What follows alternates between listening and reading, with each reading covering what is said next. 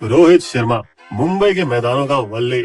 आम की भाषा में बोले तो वो भाई जो मस्त आराम से रहते हैं, लेकिन जब मैदान जंग की बात आती है तो इनसे शातिर और खतरनाक शायद ही कोई और हो। ऐसे हैं हमारे भारत के कप्तान, जो कि 2011 विश्व कप टीम में जगह न मिलने के दुख से लेकर मुंबई इंडियंस के कप्तान रहकर 5 बार आईपीएल जीतने की खुशी तक करियर के हर उतार चढ़ाव से गुजर चुके हैं। मगर बदकिस्मती से 2023 के फाइनल में हार गए, जो कि भारत के 12 साल के विश्व कप के अकाल का हिस्सा बना।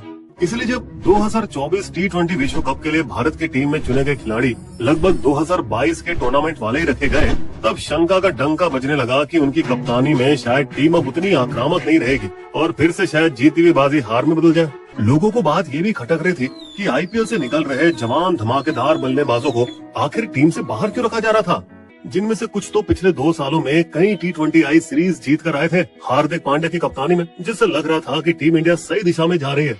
हालांकि पिछले 6 महीने हार्दिक के लिए काफी तनावग्रस्त थे, क्योंकि विवादित तरीके से रोहित को हटाकर खुद मुंबई इंडियंस के कप्तान बन गए थे, जिससे ड्रेसिंग रूम भी दोनों कप्तानों के बीच बढ़ गया और दोनों के खेल में ऐसी गिरावट आई कि मुंबई इंडियंस डूबकर आखिरी नंबर पर खत्म हुई। लेकिन 2024 विश्व कप के लिए मानसिक तैयारी एकदम अलग थी, क्योंकि हमारे वल्ली शर्मा ने ठान लिया था कि वे अपने करियर का अंत जीत के साथ ही करेंगे। उन्हीं ने तो पिछले साल वनडे विश्व कप के हारने के बाद टीम इंडिया के कोच राहुल द्रविड़ को फोन करके मनाया था, राहुल भाई आप नहीं जा सकते, आपको वड़ा पाव की कसम एक आखिरी बार मिलकर सबकी फाड़ देते हैं।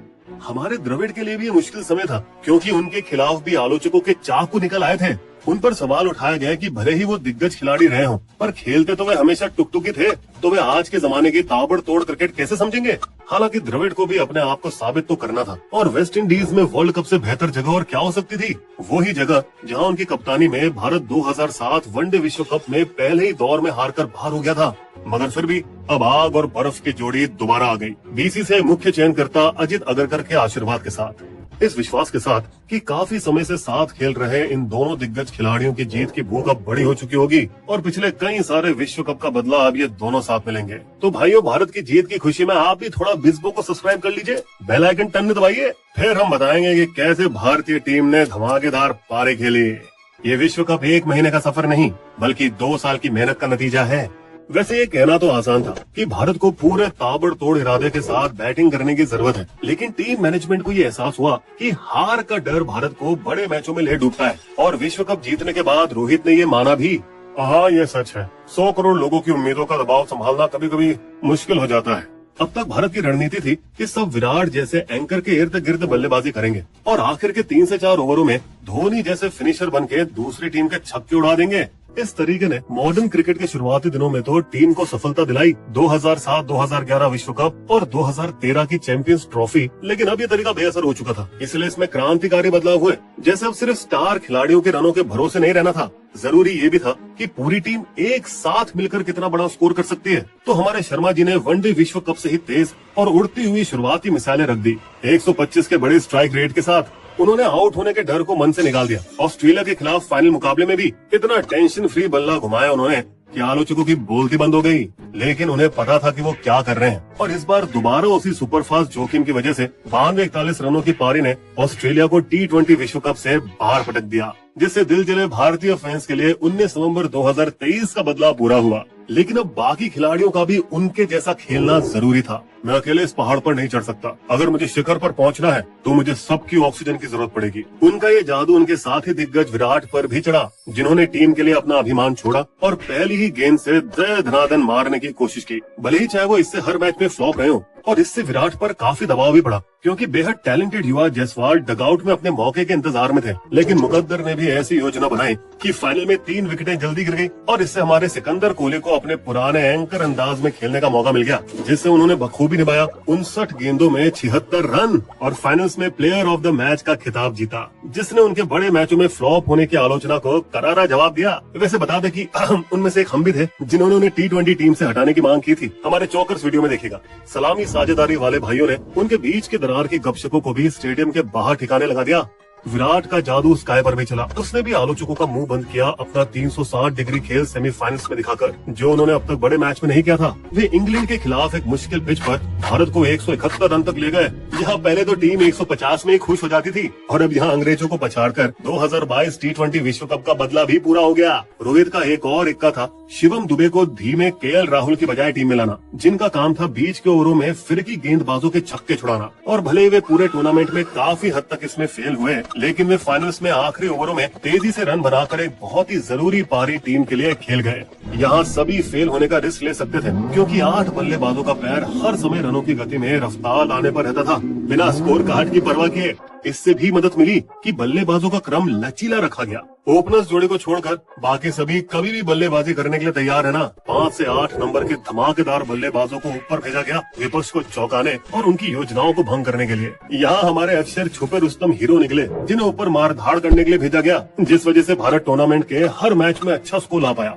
क्योंकि लंबे अरसे से अक्षर जडेजा की परछाई में रहे, लेकिन अपनी शानदार गेंदबाजी की बदौलत अब वे जडेजा की जगह लेने में काबिल बन चुके थे, जो कि अब T20 से संन्यास ले चुके हैं। ये एक अच्छा चयन था, क्योंकि कथित तौर पर अक्षर ने बहुत ही छोटे अंतर से वॉशिंगटन सुंदर और R अश्विन को चयन बैठक में पछाड़ा था। ऋषभ पंत को भी पहली बार 3 नंबर के लिए तैयार किया गया, ताकि पावर प्ले में और भी धमाकेदार बल्लेबाजी की जा सके। वैसे हमारे ऋषभ पंत जिंदगी को जोखिम में डालने वाले भयानक हादसे से मौत को चकमा देकर वापसी कर रहे थे। बिस्बो जल्दी आपके सामने इसके ऊपर वीडियो लाएगा कि कैसे वो अपने इस जानलेवा हालात से उभर कर खेलने के लिए तैयार हुए। सामने वाली टीमों के लिए सबसे बड़ा खतरा जसप्रीत बुमराह नाम की परमाणु मिसाइल थी, जिनका गजब का 4 इकोनॉमी रेट था, जबकि बाकियों का 8 से 9 के बीच था। ये एक ऐसे परमाणु मिसाइल थे जिस वजह से वेस्ट इंडीज के लोग ये कह रहे थे कि भारत धोखेबाजी कर रहा है। भारत को 20 ओवर बल्लेबाजी करने को मिल रही है, बाकी को सिर्फ 16 ही मिल रही है। भाई क्या कह रहा है? अरे हाँ, क्योंकि बुमराह के 4 ओवरों में बल्लेबाज तो गेंद को छू तक नहीं पाते। इसलिए जब क्लासन भारत को फाइनल्स में पेल रहे थे, रोहित शर्मा तब भी उम्मीद नहीं हारे थे, क्योंकि उन्हें मालूम था कि बुमराह के पास के आखिरी 5 ओवरों में से 2 ओवर बाकी थे। ये सब दिखाता है कि भारत ने चोटिल खिलाड़ियों का ख्याल कितना अच्छे से रखा, क्योंकि बुमराह के 2022 T20 विश्व कप में पीठ की चोट ही हमारी हार की असली वजह थी। और इस बार तो उनके साथ विकेटें चटकाने 2 और घातक हथियार थे, कुलदीप यादव और हर्षदीप सिंह।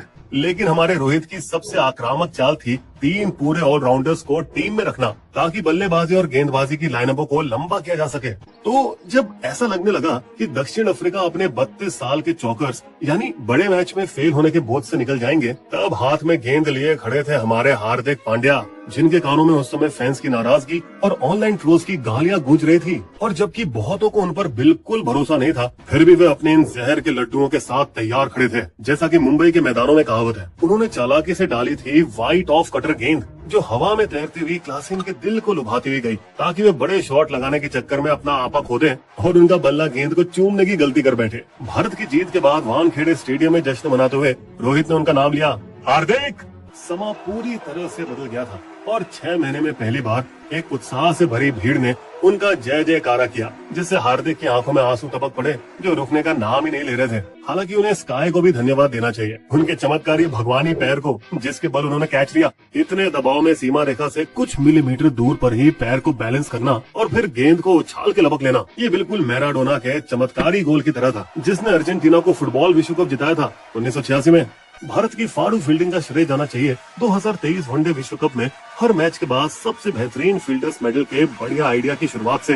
ये हमारे भारत के दिग्गजों के लिए एक सपने की कहानी जैसा अंत था, जैसे कोहली ने अपने पहले T20I वर्ल्ड कप मैच 2012 में प्लेयर ऑफ द मैच जीता था, और अब आखिरी मैच में भी रोहित धोनी की उस विजयी टीम का हिस्सा थे, जिसने उसी साल 2007 वनडे विश्व कप से शर्मनाक हार के दर्द पर मरहम लगाया था। कुछ ठीक वैसे ही रही इस साल की जीत भी, जो 2023 के वनडे विश्व कप फाइनल्स में ऑस्ट्रेलिया के खिलाफ दिल तोड़ हार पर मरहम लगाती है। भारत के ऑल टाइम ग्रेट द्रविड़ के लिए भी ये सुख भरा अंत था, जो कि अपने क्रिकेट करियर में पहली बार विश्व चैंपियन बने, जिन्हें जीत के बाद मिला रोहित का ये दिल से लिखा हुआ खत। सर, ये मेरा सौभाग्य था कि आप मुझे सहयोगी, कोच और मित्र के रूप में मिले।